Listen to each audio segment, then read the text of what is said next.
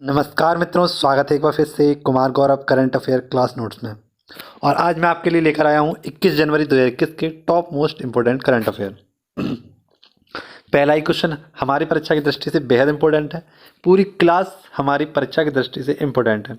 यदि आप अपने स्ट्रैटेजी के और करंट अफेयर को मजबूत करना चाहते हैं तो आपका इस क्लास में स्वागत है।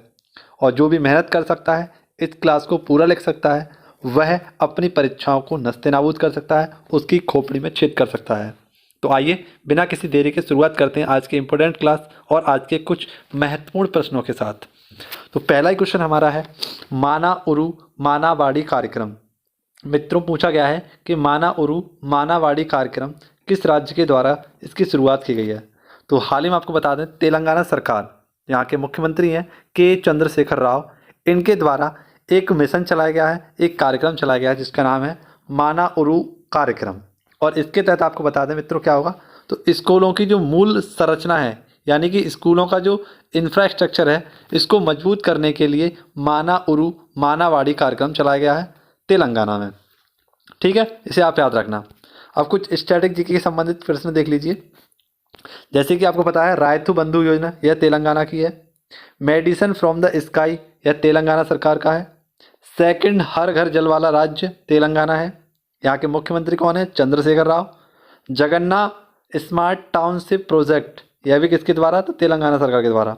और इसके तहत आपको पता है, जो गरीब या मजदूर वर्ग के लोग हैं, उन लोगों को कम आय पर भूखंड उपलब्ध कराना इस जगन्नाथ स्मार्ट टाउनशिप योजना का उद्देश्य था। आपको पता है मित्रों, बता दें कि प्रोजेक्ट मिशन यह कहाँ पर चलाया गया था? प्रोजेक्ट मिशन 100 यह कहाँ पर? त्रिपुरा में चलाया गया था। हुसैन सागर झील यह कहाँ पर है? तेलंगाना, हैदराबाद में है। बथुकम्बा पर्व यह तेलंगाना का पर्व है। अमराबाद और मृगवानी नेशनल पार्क यह दोनों तेलंगाना के नेशनल पार्क हैं। तो आपको आज के क्वेश्चन से इतने सारे फैक्ट अपनी कॉपी में नोट डाउन करने हैं। देखते हैं क्वेश्चन नंबर 2, जो कि इंपॉर्टेंट है बेहद आपकी परीक्षा की दृष्टि से, और ललन टॉप प्रश्न आपके लिए बेहद इंपॉर्टेंट है। ठीक है, तो आप अपना 1 नंबर पक्का करेंगे इस क्वेश्चन से। देखते हैं क्वेश्चन नंबर 2 हमारा क्या कह रहा है। पूछा गया है 2021 के लिए फीफा का सर्वश्रेष्ठ फुटबॉलर किसे चुना गया है। तो मित्रों, यदि हम आपको बता दें कि 2021 फीफा रैंकिंग जारी की गई है और इसमें सर्वश्रेष्ठ फुटबॉलर जो पुरुष फुटबॉलर हैं वह हैं रॉबर्ट लेवेंडोस्की, और यह फुटबॉल के खिलाड़ी हैं। ठीक है, जो क्या बनाए गए हैं? सर्वश्रेष्ठ फुटबॉलर फीफा के। ठीक है, रॉबर्ट लेवेंडोस्की यह पोलैंड के खिलाड़ी हैं। ठीक है, वहीं पर यदि आपसे पूछा जाए कि वो बेस्ट वुमेन, तो बेस्ट वुमेन बनी है यह है। बेस्ट वुमेन का मतलब यहाँ पर आप याद रखिएगा, सर्वश्रेष्ठ वुमेन खिलाड़ी कौन है? Alexa Putellas. ठीक है, यह स्पेन की खिलाड़ी हैं। मोस्ट गोलकीपर तो यह कौन है? Edward Mendy. मोस्ट कोच कौन है? तो थॉमस टुचेल, यह जर्मनी के हैं। मोस्ट कोच वुमेन कौन है? तो एमा हैस। इस प्रकार से कई सारे फीफा के सर्वश्रेष्ठ खिताबों की जानकारी आपको दी है मैंने। ठीक है, इसको आप नोट डाउन करिए। आइए देखते हैं ललन टॉप प्रश्न में हमसे क्या पूछा गया है। तो ललन टॉप प्रश्न में हम अब आपसे बात करेंगे मेजर ध्यानचंद खेल रत्न पुरस्कार जो 2021 में दिए गए हैं वह कितने खिलाड़ियों को दिए गए हैं। ठीक है, तो आपको पता है कि यह कुल 12 खिलाड़ियों को दिया गया है मेजर ध्यानचंद पुरस्कार। मेजर ध्यानचंद पुरस्कार का पुराना नाम क्या था? तो राजीव गांधी खेल रत्न पुरस्कार। इसकी शुरुआत कब की गई थी? तो 1991 से 1992 के बीच में इसकी शुरुआत की गई थी। और हाल ही में इसकी जो धनराशि है ना, इसकी जो सम्मान राशि है वो कितनी कर दी गई है? 25 लाख रुपए। पहले कितनी थी? 7.5 लाख रुपए।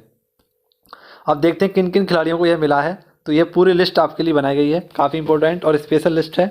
इसको आप नोट डाउन करिए, या आप इसका नोट डाउन नहीं करना चाहते हैं तो इसका स्क्रीनशॉट ले लीजिए, या फिर इसका एक बार मेरे साथ रिवीजन कर लीजिए। जैसा कि आपको पता है, नीरज चोपड़ा यह गोल्ड मेडलिस्ट हैं और 2021 में इन्होंने पहला गोल्ड भारत के लिए टोक्यो ओलंपिक में जिताया। ठीक है, और 7 अगस्त को टोक्यो ओलंपिक में गोल्ड पदक जीतने के लिए भाला फेंक दिवस भी मनाया जाता है। ठीक है, आपको पता है रवि कुमार यह कुश्ती में सिल्वर जीता इन्होंने। लवलीना बोरगोहन, तो लवलीना बोरगोहन यह हाल ही में असम सरकार के द्वारा डीएसपी नियुक्त की गई हैं और उन्होंने मुक्केबाजी में कांस्य पदक जीता है। PR श्रीजेश यह हॉकी के खिलाड़ी हैं। ठीक है, अवनी लखेरा पैरासूट, इन्होंने गोल्ड मेडल जीता है पैरा शूटिंग में। ठीक है, सुमित अंतिल एथलेटिक्स हैं, इन्होंने गोल्ड जीता है। प्रमोद भगत यह पैरा बैडमिंटन है, इन्होंने गोल्ड जीता है। मनीष नरवाल यह शूटिंग में इन्होंने गोल्ड जीता है। मिथाली राज एकमात्र क्रिकेटर हैं जिन्हें यह खेल रत्न पुरस्कार से सम्मानित किया गया है और सर्वाधिक रन का खिताब भी इन्हीं के नाम है। सुनील छेत्री यह एकमात्र फुटबॉलर हैं जिन्हें यह पुरस्कार दिया गया है। कृष्णा नागर यह पैरा बैडमिंटन खिलाड़ी हैं और इन्होंने गोल्ड जीता है। मनप्रीत सिंह यह हॉकी के कप्तान हैं जिन्होंने यह खेल रत्न पुरस्कार जीता है या इन्हें इससे सम्मानित किया गया है। ठीक है मित्रों, अब देखते हैं क्वेश्चन नंबर 3 हमारा क्या कह रहा है। क्वेश्चन नंबर 3 बेहद इंपॉर्टेंट है आपके लिए और इसमें आपको बताऊंगा डिफेंस संबंधित कुछ हाल ही में नियुक्ति की गई हैं, उनके बारे में आपको पूरी जानकारी दूंगा। तो बस इस क्वेश्चन को और इस वीडियो को अंत तक अवश्य देखें। ठीक है, काफ़ी इंपॉर्टेंट क्वेश्चन आपके लिए रहते हैं और यदि आपको वीडियो पसंद आती हो तो वीडियो को लाइक करना और दोस्तों के साथ शेयर करना ना भूलना। ठीक है दोस्तों, आइए शुरुआत करते हैं क्वेश्चन नंबर 3 की। पूछा गया है किस बल ने अपना 17वां स्थापना दिवस मनाया है। तो हाल ही में एनडीआरएफ के द्वारा क्या किया गया है, नेशनल डिजास्टर रिजर्व फोर्स के द्वारा क्या किया गया है, अपना 17वां स्थापना दिवस मनाया गया है। बात करें थी कि एनडीआरएफ की स्थापना कब की गई थी, तो 2005 के एक्ट से 2006 में इसकी स्थापना की गई थी। ठीक है, आपको पता है 2004 में इंडोनेशिया में एक भयंकर सुनामी आई थी और इसी के चलते पूर्व अनुमान लगाते हुए भारत में जितने भी बाढ़ग्रस्त क्षेत्र होते हैं इनके लिए एनडीआरएफ की टुकड़ी को भेजा जाता है। ठीक है, और आपको बता दें कि इसके प्रेजेंट टाइम में हेड कौन है, तो अतुल करवाल एनडीआरएफ के हेड हैं। ठीक है दोस्तों, और इसका ध्येयवाक्य है जिसे आपको याद रखना है, आपदा सेवा सर्वत्र, आपदा सेवा सदैव सर्वत्र इसका ध्येयवाक्य है। तो कुछ संबंधित प्रश्न थे एनडीआरएफ से जिन्हें आपको याद रखना है। ये कुछ प्रश्न हैं आपके लिए जिन्हें आपको नोट डाउन करना है। नौसेना के नए स्टाफ प्रमुख कौन हैं, तो ये आर हरि कुमार हैं, इसे आपको याद रखना है। कौन है, आर हरि कुमार। इन्होंने किसका स्थान लिया है, तो एडमिरल करमबीर सिंह का। नौसेना दिवस कब मनाते हैं, 4 दिसंबर को और आर हरि इसके हेड हैं। थल सेना दिवस 15 जनवरी को मनाते हैं और मनोज मुकुंद नरवणे इसके हेड हैं। वायुसेना दिवस 8 अक्टूबर को मनाते हैं और वी.आर. चौधरी इसके हेड हैं। चीफ ऑफ द डिफेंस कौन है, तो आपको पता है जनरल बिपिन रावत थे, लेकिन हाल ही में इनका निधन हो गया था और इनके स्थान पर नए सीडीएस बनाए गए हैं, वह हैं एम नरवणे यानी मनोज मुकुंद नरवणे। डीआरडीओ के हेड कौन है, सतीश रेड्डी। दिल्ली पुलिस के महानिदेशक कौन है, राकेश अस्थाना और बीएसएफ के महानिदेशक हैं पंकज कुमार। सीआईएसएफ के हेड हैं सीलवर्धन। और आपको बता दें कि आपको ये सारे नोट डाउन करने हैं या फिर इनका स्क्रीनशॉट लेना है, इनकी एक लिस्ट बनानी है। आइए देखते हैं क्वेश्चन नंबर 4 हमारा क्या कहता है।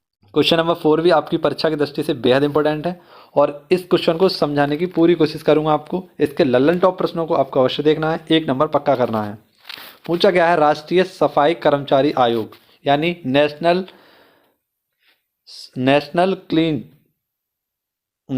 एनएससी के कर्मचारी को कार्यकाल 31 मार्च 2022 से कितने साल तक बढ़ाने की बात कही गई है।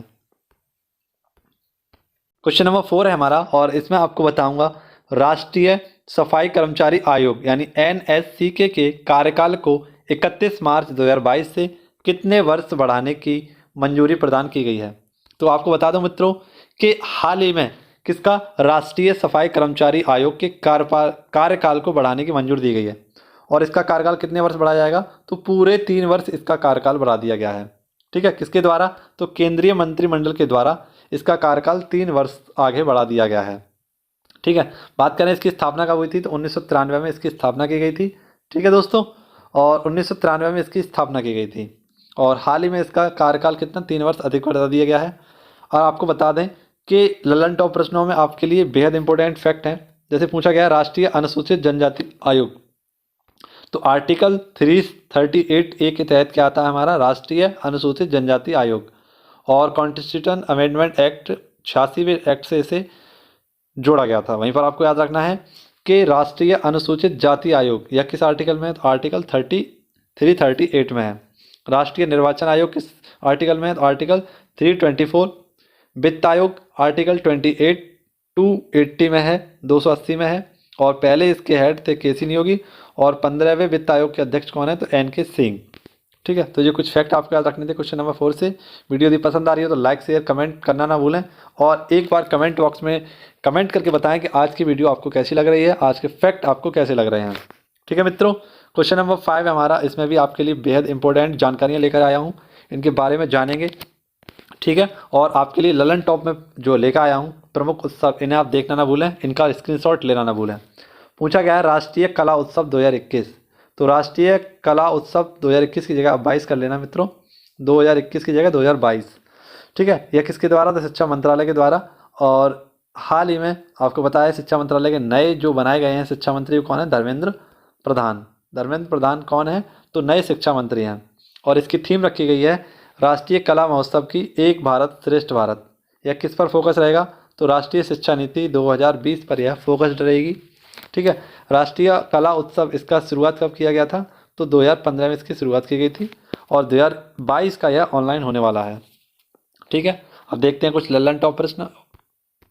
ललन टॉप प्रश्नों में आप देख सकते हैं आपके लिए प्रमुख उत्सव हैं, जैसे कि जल्लीकट्टू उत्सव कहाँ का है? तमिलनाडु का है, ये आपको याद रखना है। पोंगल महोत्सव के तहत इसे मनाया जाता है।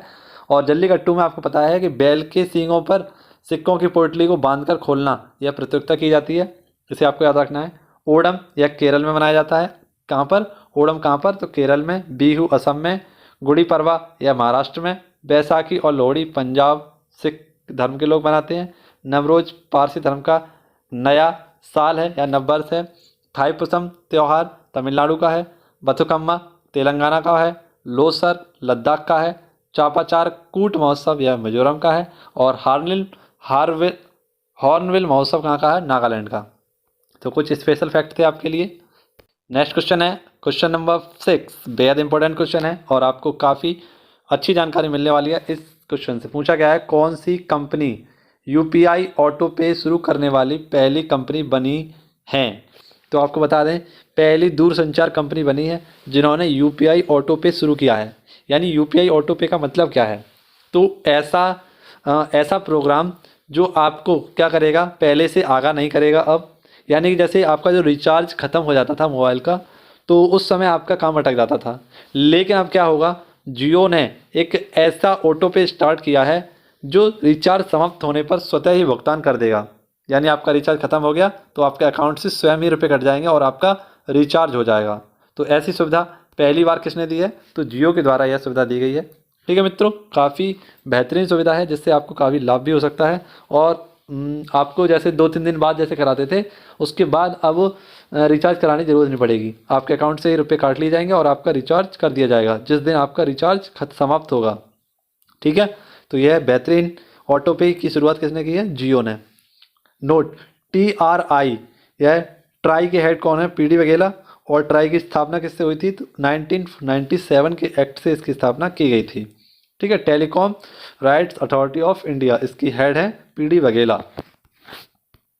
Most important question, question number 7 आज का, और इसमें आपको जम्मू कश्मीर से संबंधित कुछ बेहतरीन परियोजनाओं के बारे में और यहाँ की 5 भाषाओं के बारे में बताने वाला हूँ। ठीक है, तो देखते हैं पहले हमारा करंट अफेयर क्वेश्चन क्या है।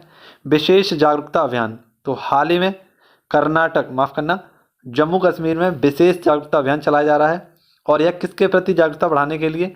तो सुगंधित पौधों के प्रति जागरूकता बढ़ाने के लिए एक कार्यक्रम चलाया गया है, एक अभियान चलाया गया है जिसका नाम है विशेष जागरूकता अभियान। कहाँ पर?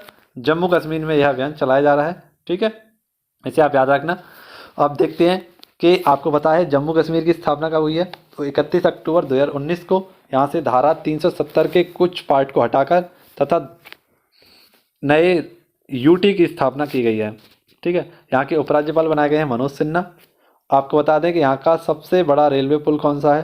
तो यह चिनाब, और चिनाब का जो वेदों में नाम था उसका नाम था अश्किनी। चिनाब नदी पर कुछ परियोजना है जिनको आपको याद रखना है, जैसे बगलीहार दुलहस्ती परियोजना, पकुलडम परियोजना, रेटल परियोजना और सलाल परियोजना। ठीक है, तो कुछ बांध हैं जिन्हें आपको याद रखना था।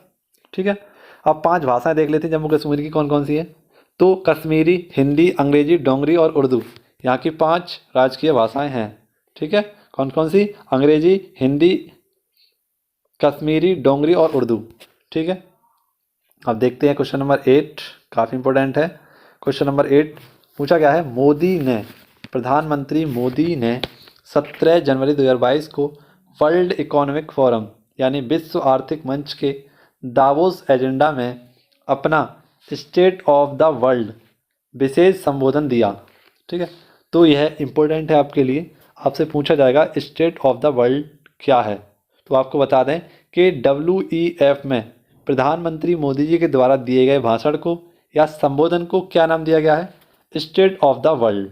ठीक है, इनका विशेष संबोधन है जिसको किस नाम से जाना जाता है? State of the world. ठीक है, आपको बता दें कि विश्व आर्थिक मंच यानी वर्ल्ड इकोनॉमिक फोरम, इसकी स्थापना 1971 में हुई थी और इसका हेडक्वार्टर है जिनेवा, स्विट्जरलैंड में। इसकी एक बैठक होती है दावोस में। कहाँ पर? दावोस में इसकी एक बैठक होती है और इसी बैठक में माननीय प्रधानमंत्री मोदी जी ने वर्चुअल रूप से भाग लिया और भाग लेने के बाद जो संबोधन दिया उसे कहा गया स्टेट ऑफ द वर्ल्ड।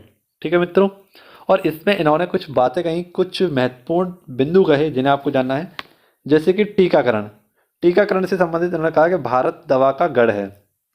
ठीक है, आपको पता है इन्होंने एक बात को भी दोहराया है इस वर्ल्ड इकोनॉमिक फोरम में, COP26 में शून्य कार्बन उत्सर्जन की बात कही गई और 2070 तक शून्य कार्बन यानी जीरो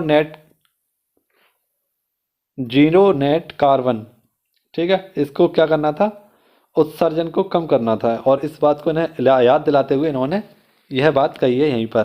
कहाँ पर? तो WEF में यानी वर्ल्ड इकोनॉमिक फोरम में।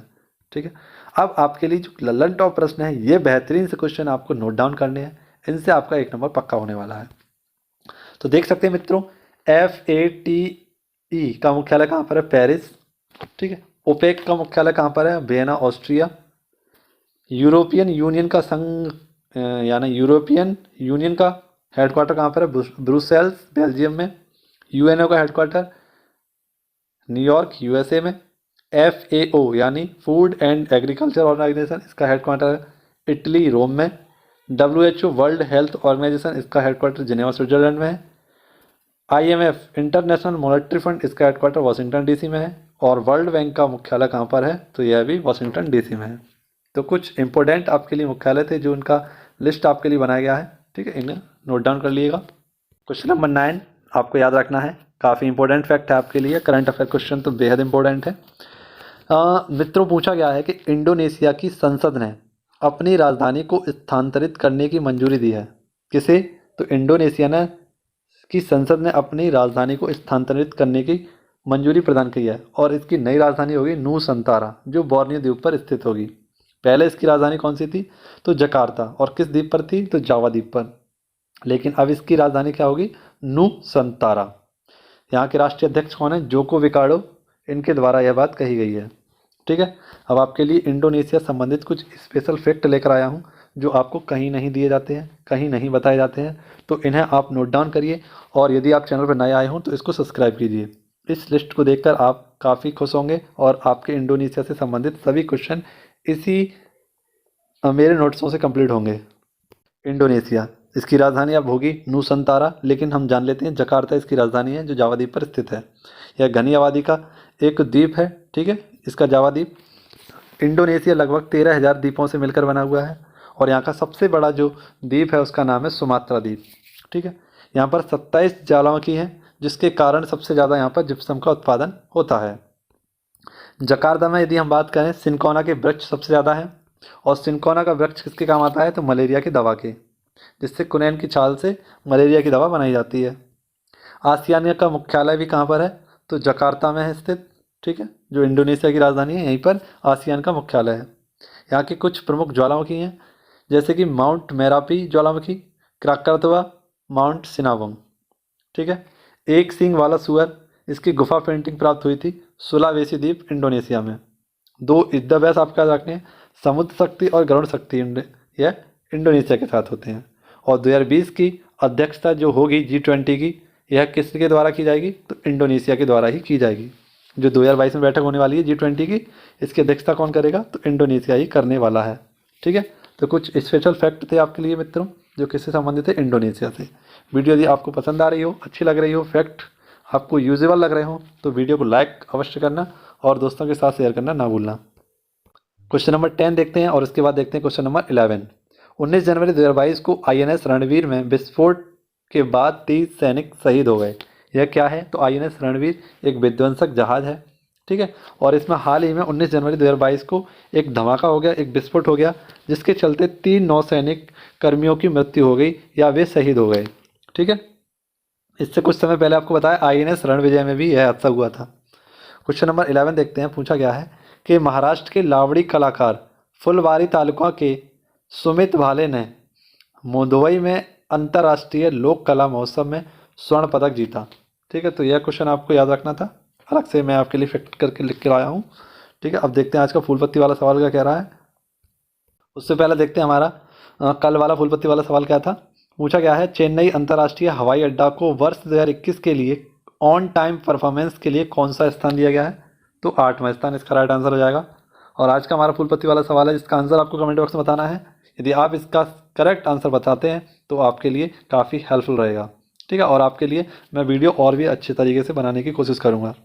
तो मित्रों, क्वेश्चन में पूछा गया है, किसे कृषि लागत एवं मूल्य आयोग CACP का अध्यक्ष नियुक्त किया गया है? तो इसका आंसर आपको कमेंट बॉक्स में एक बार बताना है। ठीक है मित्रों, इसी के साथ यदि वीडियो पसंद आई हो तो लाइक शेयर कमेंट करना ना भूलें। ठीक है दोस्तों, मिलेंगे आपसे नेक्स्ट वीडियो में, तब तक के लिए घर पर रहें, सुरक्षित रहें। जय हिंद, जय भारत।